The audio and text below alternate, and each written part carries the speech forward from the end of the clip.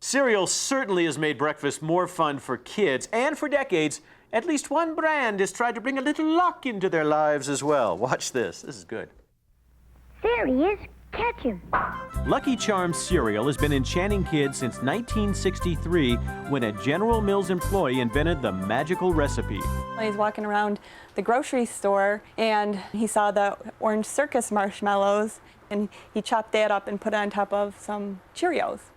Marshmallows in cereal? This unique concept deserves a unique name. Those we call marbits. It's just our little technical term. The original marbits in Lucky Charms, we had yellow moons, green clovers, orange stars, and the pink hearts. But you can't have too much of a good thing.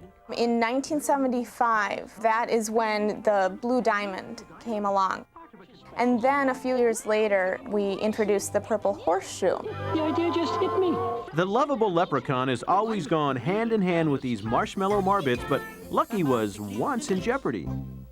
In the mid-70s, the advertising firm thought they should maybe give it a fresher look and created a new character called Waldo the Wizard. A wizard! Waldo the Wizard, and I lost my Lucky Charms. Where's Waldo, you ask?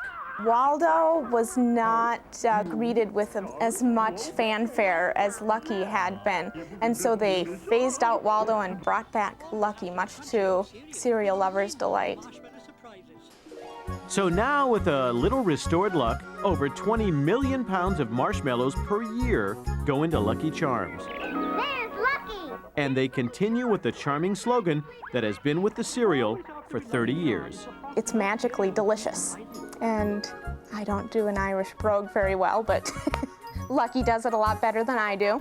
They're magically delicious.